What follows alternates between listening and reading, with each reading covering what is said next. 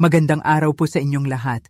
Welcome sa Bright Future Tech, kung saan pinag-uusapan natin ang tungkol sa solar energy, internet solutions, at social media tips. Ngayong araw, pag-uusapan natin ang 5 benepisyo ng paglipat sa solar power na siguradong makakatulong sa inyo. Tara na at simulan natin.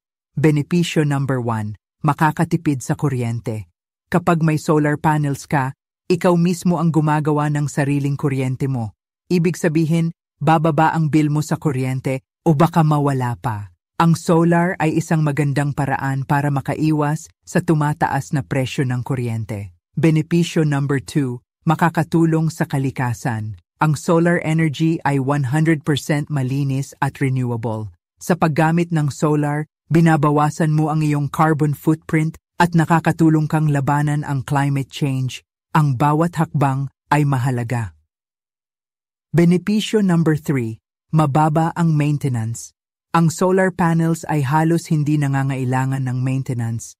Kapag na-install na ito, tatagal ito ng 20 hanggang 30 taon basta't regular na nililinis. Hindi hassle pero malaking tulong. Benepisyo number 4, nadadagdagan ang halaga ng iyong bahay. Alam mo ba na ang mga bahay na may solar system ay mas mataas ang halaga sa merkado? Isa itong investment na tiyak na makakabawi ka sa hinaharap. Benepisyo number 5, energy independence. Kapag may solar, hindi ka na lubos na umaasa sa grid. Ibig sabihin, protektado ka laban sa brownout at siguradong may kuryente ka, lalo na sa mga lugar na maaraw. Ang paglipat sa solar energy ay hindi lang tungkol sa pagtitipid, ito ay para sa mas maliwanag na kinabukasan para sa iyo at sa ating planeta. Kung handa ka ng simulan ng hakbang na ito, kontakin kami dito sa Bright Future Tech para sa libreng konsultasyon.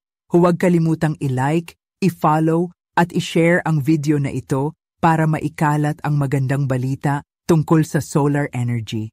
Maraming salamat sa panunood at magkita-kita ulit tayo sa susunod na video.